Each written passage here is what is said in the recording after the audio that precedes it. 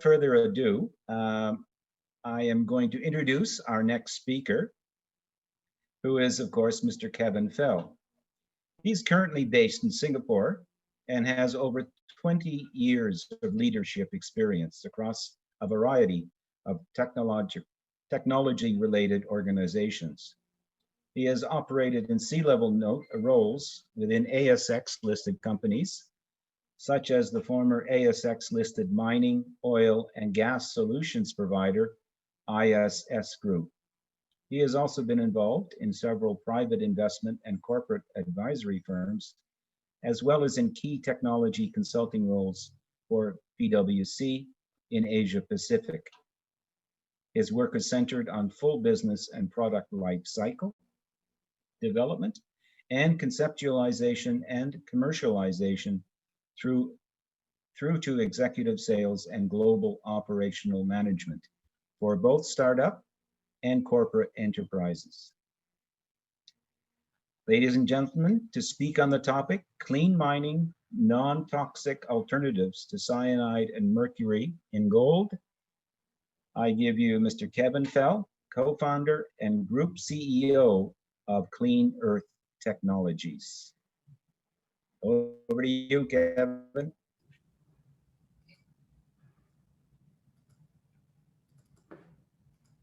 Thanks very much, Roger. Welcome, everybody. A special thank you goes out to the team at the Philippine Mining Club to, after arranging all of this. I think the timing of this is very good, considering the last talk, which was around sustainable practices. So I think we follow on from that quite well.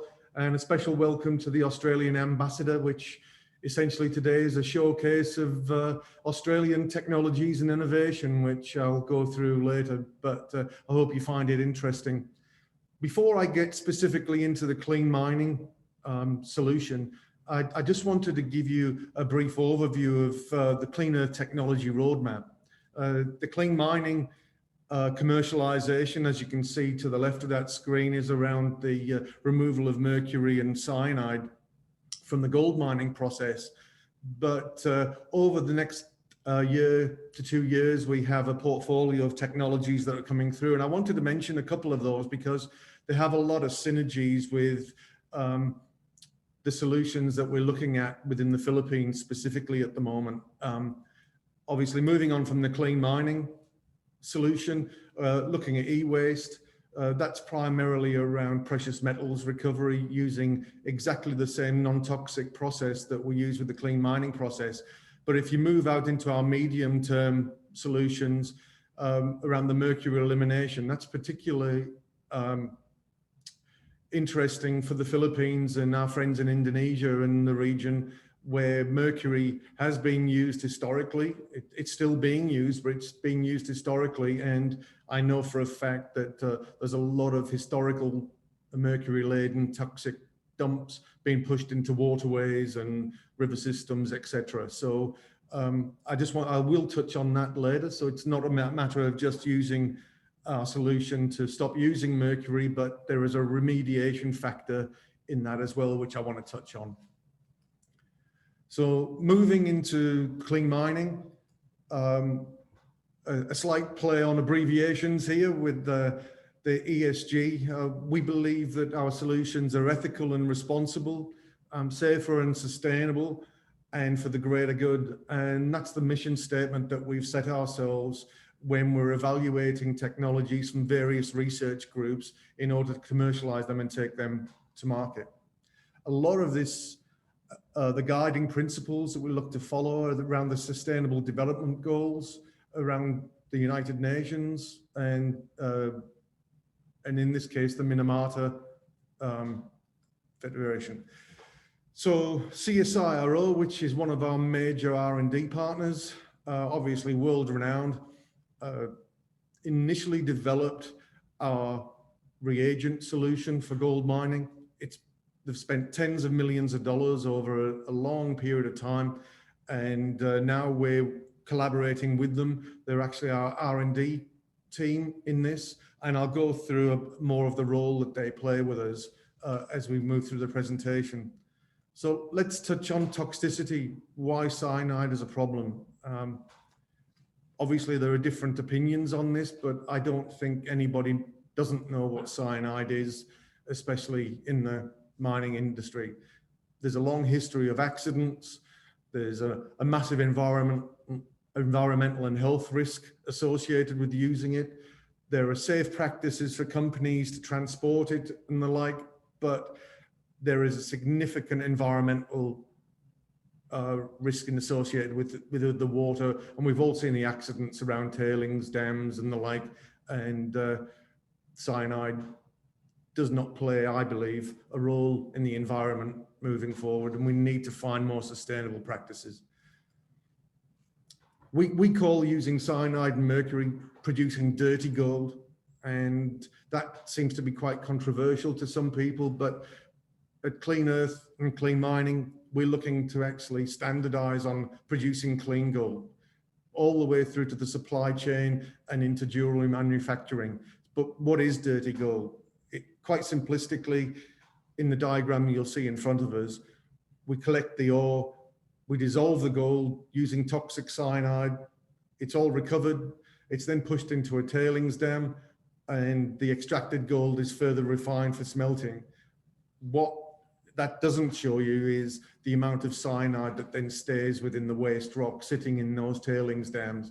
We know it breaks down over time, but we think it would be a far better solution not to use it in the first place. Our process, as I said, developed initially by CSIRO. Clean Earth Technologies now owns the patents out of this. We still collaborate with them on a daily basis. And what we're doing now is working collaboratively around the various types of ore that we're finding around the globe right now. And we see ourselves as a solution provider, not just a chemical provider. We work with each customer on their ore type and look to how we eliminate the hazardous tailings and use what we believe is the only non-toxic recovery agent that's out in the marketplace that's available to replace both cyanide and mercury. So the people always ask, how do we go about this? Well, obviously we're a new company. We've been around for about 12 months now. And so we have to work really tightly with our customers and to prove and to validate that our solution actually works for their ore type.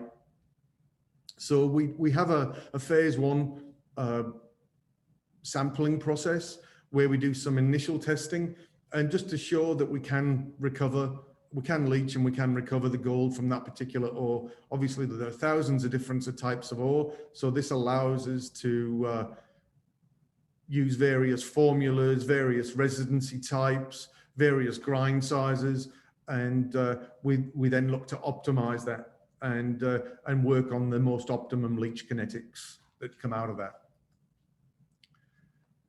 So if you compare the dirty gold to the clean gold process, you'll see that there's a lot of similarities in the end-to-end process, except instead of dissolving the gold using cyanide, in this case, we dissolve it using the Clean Mining reagent.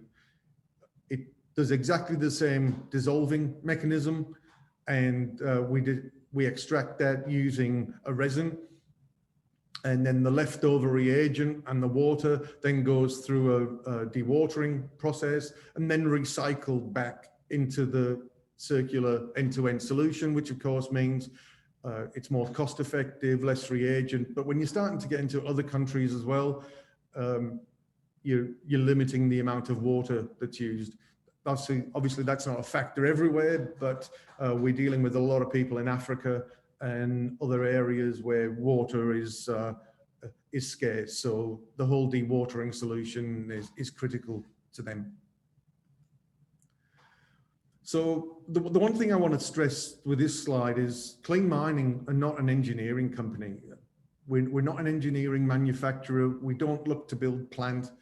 What we specialize in is process design around our reagent, and we work collaboratively with both the client and their engineering company of choice. So after the testing, and we do a phase 2 testing and get the optimization, we develop that process. Then we work with that engineering company for whatever engineering processes that they need to do to encompass our process into their engineering plan. There's an ongoing relationship between ourselves because obviously as more exploration is done, different ore types come up. And so we're constantly looking at optimization efforts through the life cycle of that mine, but it's very collaborative with the engineering company and the client. As you'll see from here, we're very, very similar to a CIL plant. The dewatering method that I mentioned earlier is developed on a client-by-client basis, depending on the needs. The gold, as it states up here, after it comes through the slurry and the tanks, we then look to take the dissolved gold through a resin and taking it through to offline into an elution process. The difference with CIL plants is that we actually do this at atmospheric temperature and pressure, which is obviously another benefit in our process, unlike the need for boilers within a traditional CIL plant. We also don't use a lot of the other chemicals that a CIL plant needs, just lime or carbon, and there's quite a number of others. So our reagent and our resin process is quite strict on that. So if you then move into the benefits, a lot of people say to us, well, how does it compare with cyanide? So taking away the price factors of a unit cost of a kilogram of cyanide versus a kilo of our reagent, we think that there's a bigger proposition that's outside of that. In most of the tests that we have in a comparison with cyanide, we're either the equivalent. In some cases, we're a little bit better in the case of carbonaceous ores. And in some instances, we're a little bit less, and we have varying kinetics. And I'll go through some results on that in a minute. But there are a lot of countries, a growing number of countries actually, that are banning the use of cyanide. And where they're not banning them, there are a number of other countries that have an aversion to using it, or they're recommending to other companies to find alternatives wherever possible. We're getting a lot of traction at the moment in the Balkans, where a number of those countries there have actually banned cyanide. Similarly in South America and certain states in North America. So we think that we're a good value proposition for those countries, but we're also getting a lot of traction in countries where it isn't banned and they are looking for alternatives. One of the biggest propositions that we think that we have is we remove the need for tailings dams by using dry tailings. I am aware that some cyanide processes are now starting to look at dewatering. However, fundamentally, at the end of it, there's still cyanide left in those tailings, whether they're dry or whether they're in a tailings dam. But the removal of the costs associated with the tailings dam, together with compliance costs and occupational health and safety costs, rehabilitation costs, etc., we think that the proposition of our solution works out in the long run to be far cheaper compared to cyanide when you don't take these additional costs into consideration. So people say, where is it used? Can you show me where it's validated? Well, the original version of our technology was developed by CSIRO for Barrick Gold Strike Mine in Nevada. That was done for a particular type of ore, not ubiquitous, just very, very specific. That has successfully been operating at over 13,000 tons of ore per day. And what we've done is worked with CSIRO to take that technology and use it over a much broader spectrum of ores. And that's what we're working with them on now. But if you look at our solution, it's practical down at the artisanal level, which we'll touch on later, but all the way through to the scale of a gold strike mine in Nevada, which we think is one of the larger operations. What I've got here is some of the CSIRO lab tests. This solution is proven outside of the lab, but I thought it was really good for everybody to see that an example across the some of the various ore types. And what we've got here is various grind sizes and roughly what the head grades were. A direct comparison of cyanide versus our recovery agent, and how much of our reagent is recovered. But you'll see in most cases there, we're the equivalent both in leach kinetics and the amount of gold recovered. As I said, some of them we're ahead, some of them we're behind, but in most cases, we're pretty much neck and neck. One of the things that we have found as we're evolving our process more and more is that the leach kinetics in our optimization is improving. And in a lot of cases, we're actually finding that we're getting good leach kinetics at 4 and 5 hours, which improves the level of plant that you need, also the number of cycles that you can run within a given time period. So this is constantly being improved, but as you can see by these results, we believe we're very competitive. What I've got here is I've got a couple of graphs. Everybody seems to like graphs rather than data, so we've put a number of graphs here. So this is a refractory ore type using a 75 grind. And as you can see, at around about 4 hours, we're pretty much neck and neck with cyanide. If you look at the percentage differences in that and the associated costs with that, we are pretty much neck and neck at 4 hours. We do drop off as we oxidize a little bit more towards 24 hours. But if you look at this graph, you would look at your optimization being at around about 4 hours. You wouldn't take it any further for the extra gain that you get for that extra 20 hours of leach time. Similarly, oxide ore, you'll see that we're neck and neck at roughly 4 hours, and then we go a little bit, we improve slightly over the 24-hour period. But again, you would question whether you would get the cost benefit of leaching for an additional 20 hours.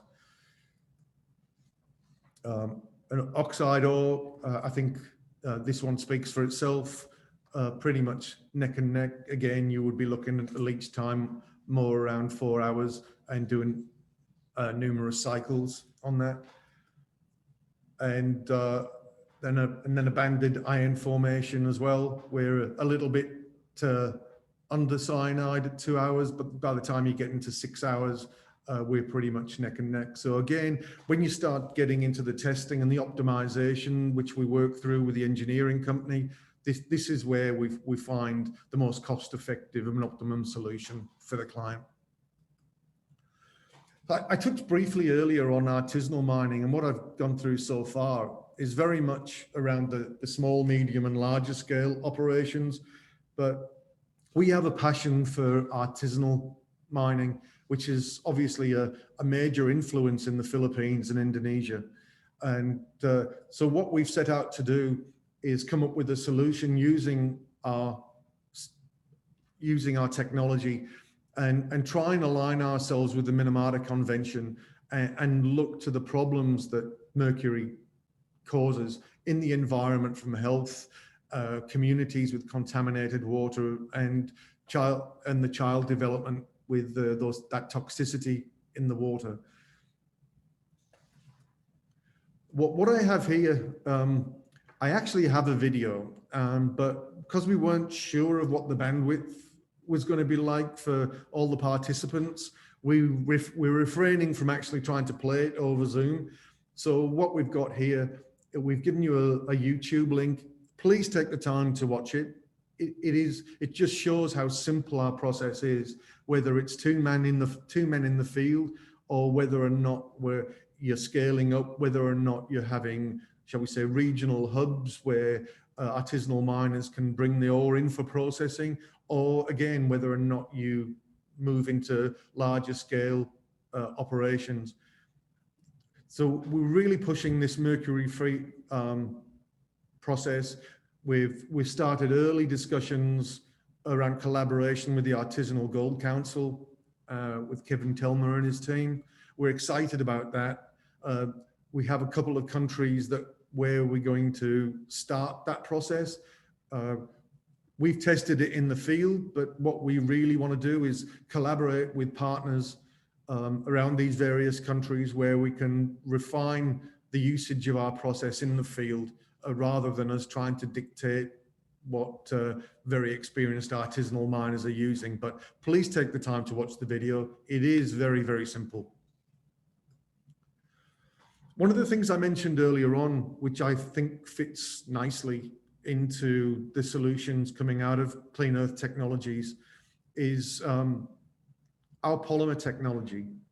This polymer is produced out of waste sulfur out of the mining, oil and gas industry and canola oil. And we have a special process that creates this polymer. It's got multiple uses, but one of the major uses that we're looking at is the remediation of mercury. I mentioned earlier on that we've spoken to a number of parties in the Philippines, and there's historical tailings that are in lakes and rivers and the like.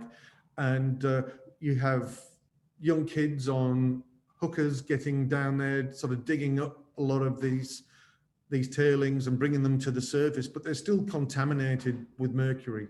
What we're wanting to do with our process is not only help recover the gold out of that process, but interact using our polymer technology to then remediate the water and the soil as a result of that. So far, we're getting great results in water, and we're currently working more on a slurry out of the soil. I must add that this technology was developed from the Flinders University in South Australia. The Csiro Lab that's there is our R&D team around this polymer and the number of uses that are coming out of it. And recently that technology won the Australian Prime Minister's Award for Science last month. So I think congratulations go out to them. But we see a lot of benefits in this mercury remediation at the back end of Philippine and Indonesian tailings processing. So what is our target market? If you look at the larger scale, what I've got here is an extract from Standard & Poor's Global Analytics. What it shows here is not in non-production sites, sort of coming through from greenfields, exploration, etc. There are 14,708 mines that are trying to push through to production. Of those, 6,340 of those are coming through processes in countries where there is a cyanide aversion. So from our perspective, we think we've got a tremendous market to aim for. But of course, we're always going to aim for the 14,000 there as well, because we think that we have a better solution. Moving more into the Philippine market, as you can see, active, according to Standard & Poor's, there's about 43 mines in that greenfield stage, and then a number that are inactive. What we would like to do is explore those that are inactive and understand why they're inactive and whether or not our non-toxic solution would help any environmental constraints that they may have around those mines. What you'll see here is the market penetration that we've had in 12 months. I can honestly say that COVID has been a global disaster, but it hasn't impacted us greatly at all. The feedback that we've had on our solution from testing through to marketing has been incredible. And as you'll see here, you'll see in 12 months the penetration that we've had in the countries that have shown interest, and we've got active leads in those countries. We've also tried to differentiate between those that are in cyanide banned or aversion countries versus those that don't mind, that are still testing our solution within their processes. Oops, sorry, let me go back. I jumped a sec. So the market process, we've had in 12 months over 1,000 inquiries. We've got 450 active leads at various levels, and we've got approximately 60 mines going through either testing or testing logistics. We have a number that are actually already in sort of process review and process design. So we're really pleased with the progress that we've made in such a short time. Mining Magazine awarded us Processor of the Year for 2019, and we're looking to build on that into next year as a number of our clients start to go live. As I mentioned earlier, one of our strong points is around the carbonaceous ore. In some cases, we've seen up to 48% improvement on cyanide in that area. And we're getting tremendous traction in a number of countries, including the Philippines, with opportunities in Mabilo and Mindanao. So the publicity that we've had from this across ABC and CNBC Africa has been great. And now the support that we're getting out of the Artisanal Gold Council across, initially across the Philippines and Mongolia is really encouraging. We've also got some in-field testing in Colombia, who also have a mercury problem. And we're looking to how we use the non-toxic gold solution to remove the gold from historical tailings whilst they use this mercury remediation process that I mentioned earlier. So that is a really high overview. I wanted to try and make this as casual as possible so we can have a good Q&A session for anybody that's interested. I've also taken the opportunity to have my technical team behind me. I'm not really good at talking about rocks and chemicals, so they can support me on this. But I'd really like to open up the floor to any questions, and my team can jump in if and where appropriate. I have a question. I was just doing a search of polymer, other polymer processes, and I understand there's one out of China that has been used, and apparently one of the criticism of it compared to cyanide is that it takes longer. It does process or extract gold. It takes up to 48 hours to extract it. So how is yours different? I mean, I noticed on your timelines that your process actually beats, depending on the ore type, your process actually beats cyanide over a 24-hour period or a 4-hour period. It's very ore specific. There's somewhere the leach kinetics, the recovery is 4 hours, as I showed earlier, and some where it does take 24 hours on average. We believe from a cost benefit perspective, we're getting good kinetics at 4 and 5 hours. We're aware of some of the technologies coming out of China. I wasn't aware of their leach timings, but one of the concerns that we've had in further analyzing some of those solutions, I'm not saying it's the one that you're mentioning, is that they managed to, shall we say, go around the SDS toxicity reporting, but when you actually start to look at the chemical analysis during the process, you'll find that it actually creates cyanide on the way through. So that's one area of concern for us at the moment. So when we've done our competitor analysis, in most cases, we've been able to do both the comparison analysis as well. And that's probably one of the areas of concern that we have. A lot of them are promoted as non-toxic, but we're yet to see one. We came across a new one today, which essentially uses very unstable hot acids, but is being promoted as a non-toxic solution. So yeah, that we believe at this point in time, we're the only genuine non-toxic solution in the market. From Dean Richardson from Gold Gear, can you answer how the thiosulfate provides a workable solution to the use of mercury in ASM? Right. And how? Okay, so one thing I will say is please watch the video. I'm not going to deflect to the video. I'll answer the question, but please watch the video. You'll see how simple it is. So if you look at the ASM miners and whether they crush, they grind, or they get it down into certain a grind size, we can actually leach that in the thiosulfate and then use the recovery agent on the back of that. whether you're using agitated drums or whether or not you're using vats, whether it's a two-man process. It's more around agitation with the thiosulfate inside those drums with the ore. If you look at the video, as I said, it takes you end to end through that, and the field test that we've shown there, and one which we'll be working with the Artisanal Gold Council, it's a two-man job. A question about cost. What is the cost of the solution? Again, we're pretty much per kilo of cyanide versus our reagent, we're within 5 to 10% of each other. You know, I've seen various prices, but when you start looking into medium and larger scale plants, it isn't the cost of the actual reagent itself. The plant infrastructure is virtually 90% the same as what ours is. So therefore you wouldn't say there's a major difference.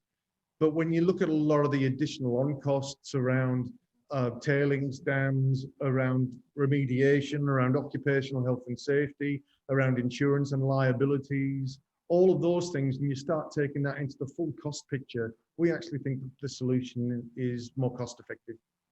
Yeah. Not to mention the cost of raising money. Exactly. With, a good, as Sandy said, a good ESG score is going to lower your cost of financing. Absolutely, absolutely. Okay, let's see now. What other question? I think there was another question related to small, to artisanal.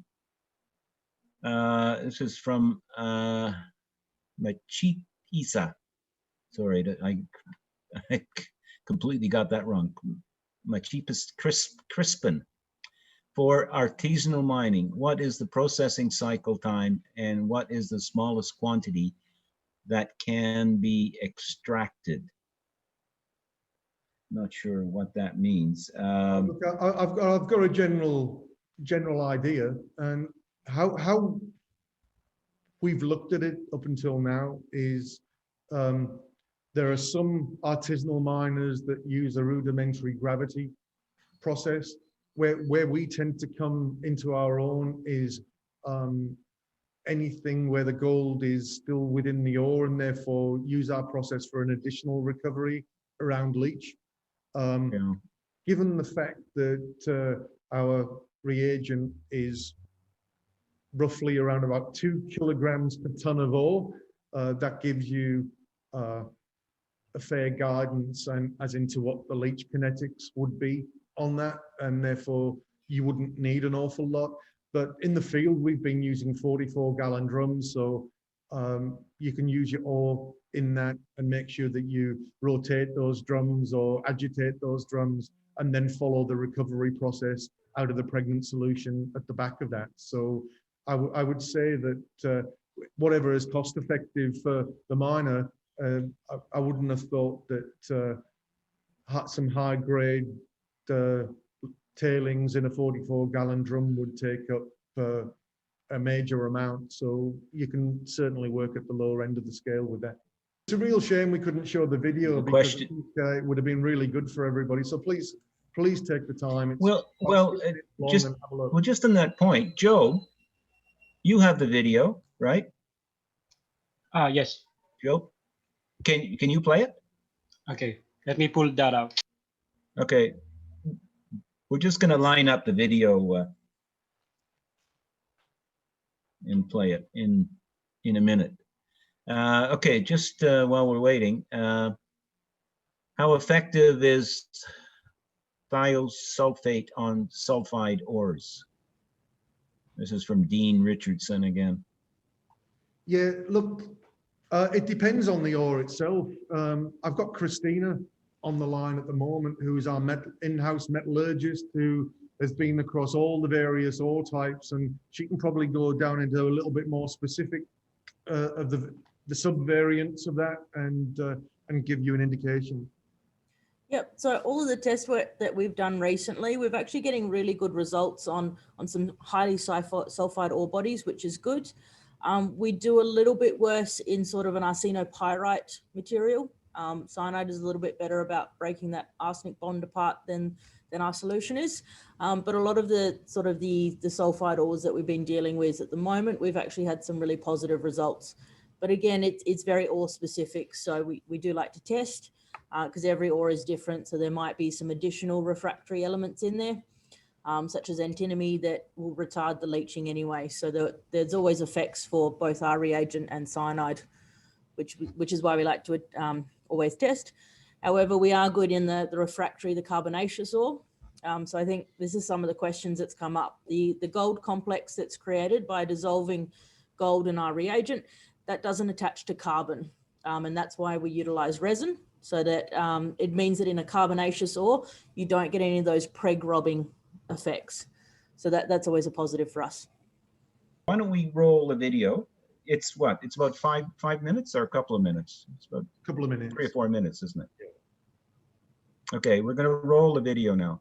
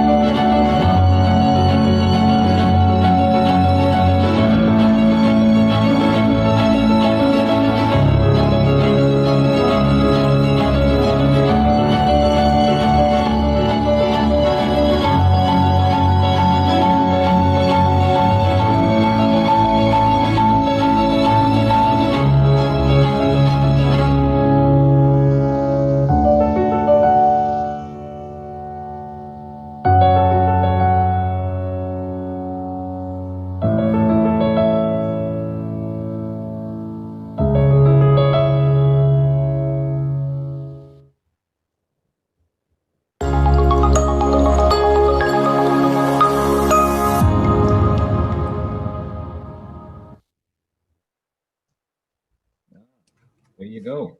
Yeah, so as you'll see from that, we're not professing that we've got it totally streamlined and that we totally understand what guys would be doing in the field. That's why we want collaboration partners. But as you can see from it, it's a fairly straightforward process and probably plenty of areas for improvement on that as well. And that's why we're so excited to be working with the Artisanal Gold Council around refining that with a lot of their members.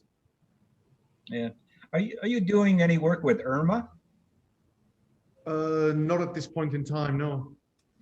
Because I noticed that IRMA has just made a link up with the artisanal group too. Okay, that's something we'll I think we've touched base with them, but the discussions are haven't really gone far at the moment.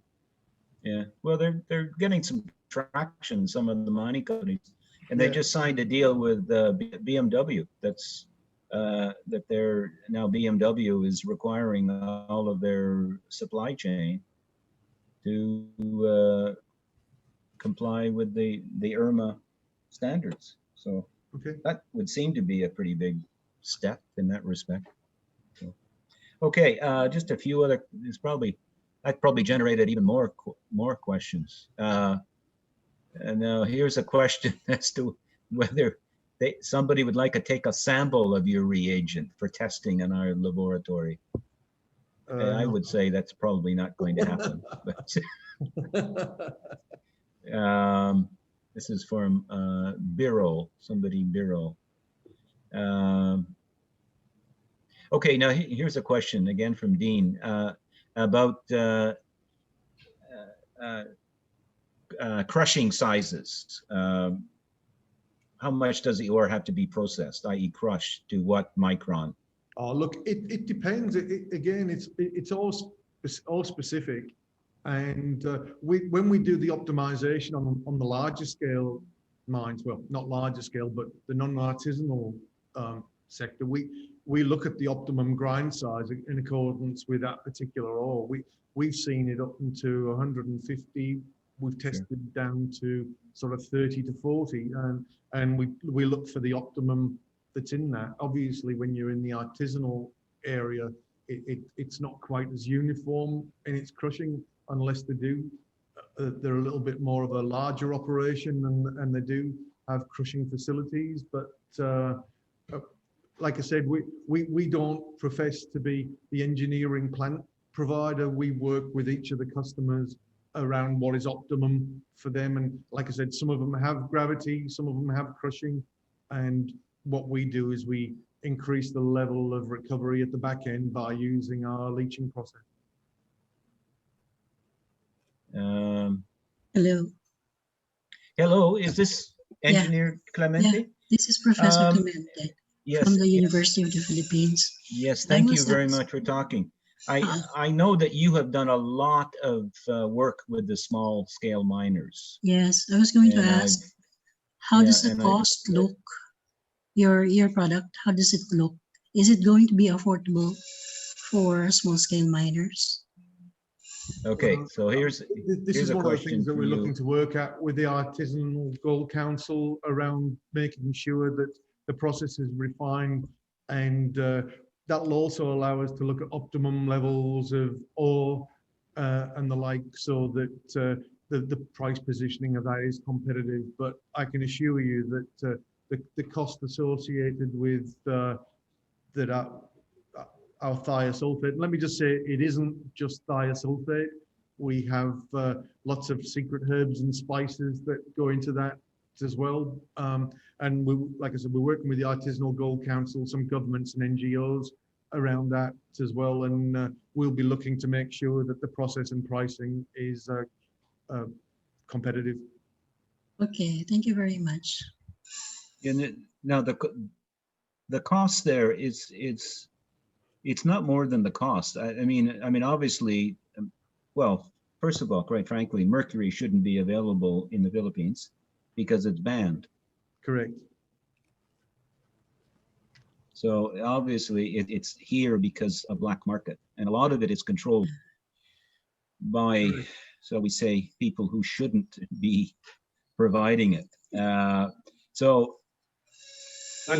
fact, when you start looking at trying to do away with it, you may get some pushback from those people that are actually not actually mining, but managing the small scale mining operations. Yeah, no, I totally agree with you there, Roger, and that's why we're looking at collaboration partners in the field around that that are educated within that field, and that's why one of them is the Artisanal Gold Council, who are active out there as well. And as I said, we're also dealing with a number of governments and NGOs, a number of groups also in Indonesia as well that see that problem. But this is we're pushing this. It's our social conscience, and we do genuinely want to make a difference. And I think it's an area where we can contribute, but we will need to get some support from these groups because we are expecting pushback from some of the sectors of the market that supply this black market mercury. Yeah, well, certainly, I mean, I think, I mean, I'm no expert, but having been here in Philippines for 33 years, I know that whatever solution is going to have to be highly tailored from country to country because of, not only the kind of ores that are here, but, the underlying problems. For example, here, we have an insurgency that's been going on for, since the late 60s, which has a major impact on the incentive to run small scale mining. Yeah. So there are a number of factors involved. Absolutely. Anyway, okay. In the video, why aren't they using PPEs? We'll have to take that question on notice, I would say. So I can answer that one. What it is that because our solution is non-toxic and non-harmful, you can actually put your arm into the solution and it doesn't react with anything. So we haven't had to use the proper PPE like you would in a cyanide plant, which is if you get on your skin, can absorb through your skin. We don't have any of those toxic problems. Okay, good answer. From Jeff Boswell, who's been involved in mining here for years. I did some work on arrival of gold in Porgera gold system when I was there. We found out that gold was emplaced as a thiosulfate complex, 250 to 330 degrees C. Very efficient system that has been discovered to be a monster alkali gold system. How does your solution work at 25 to 30 degrees?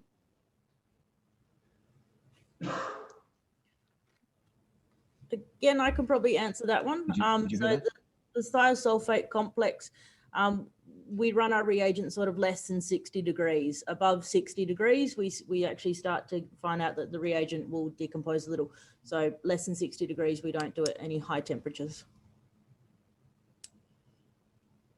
Okay, so sorry, I misread the last.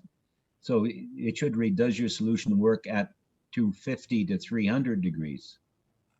No, definitely correct? Less than 60 degrees. From June Ingeniero, can activated carbon be used to recover gold instead of resins? Yep, so that one is a definite no. So the complex that's made when leaching gold, it doesn't absorb onto carbon, and that's why we use a resin, and it's a resin that's highly selective for gold recovery. So we don't use carbon in our system anyway, and you can't use it. Okay. So the trees are saved. Yeah. So what they should do is to turn it into biochar, and then you're actually taking away the carbon from the atmosphere. Okay. Will it be effective? I'll effectively recover refractory. Will some contaminants interfere with the clean technology? So there will always be some contaminants that will interfere with either our reagent or with cyanide. It really just depends on testing the ore. So we've had some refractory ore types that have come through, and we've actually had really good recoveries on gold for them. So it really is dependent on the ore. Okay, here's one from Kevin Bullen.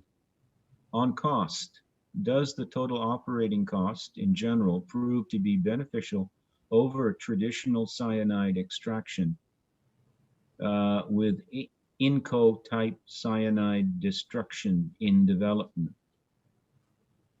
I presume that's INCO, the old INCO mine. How does the CAPEX cost stack up against CIL and pressure Zadra, given the reduction around reagent mixing costs for SMBS and copper sulfate? There's a long one.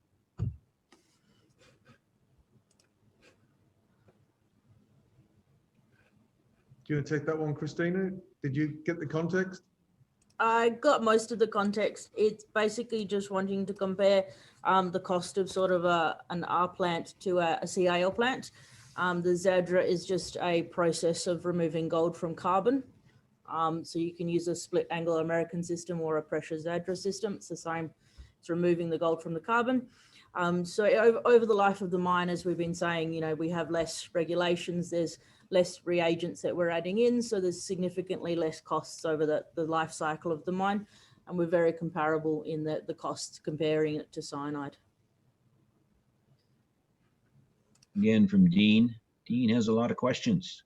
You should contact him directly. It is clear that the thiosulfate can work as an alternative to cyanidation as long as the system can be adapted.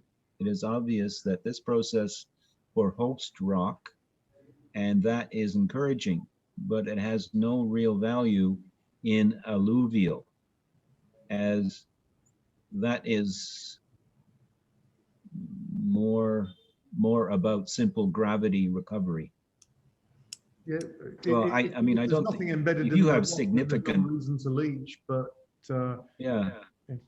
I mean, if you have simple gravity recovery that you're happy with, then you don't have to treat it anymore. exactly.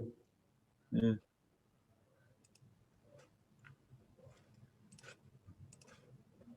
Okay. Again, costs.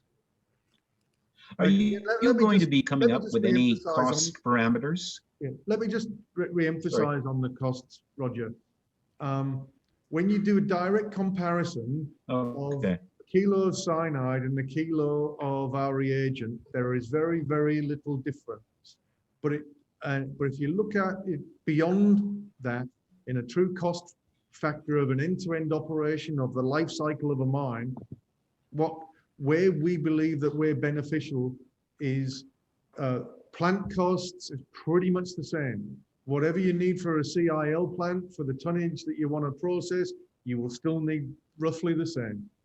Where we think that we've got a better value proposition is exactly those points that you made earlier on.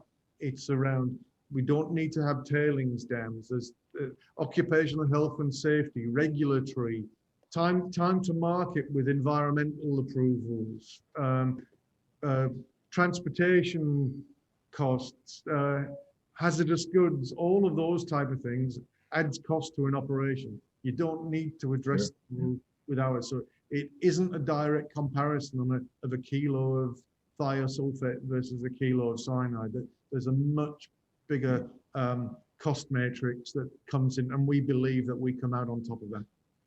Yeah, well, you know, especially if you add the increasing trend and you know, the push to either do de-watering of your tailings pond or adding solidifying agents to Correct.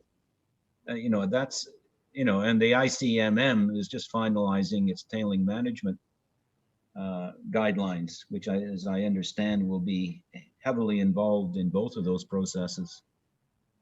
So that's going to add to the costs of using the cyanide process. Yeah. Once we go to our dry tailings, you can repatriate those tailings quite comfortably without the worries about contaminants or other issues. So all of those maintenance costs around tailings dams as well disappear. So not just the cost of setting up, but the ongoing maintenance of them as well.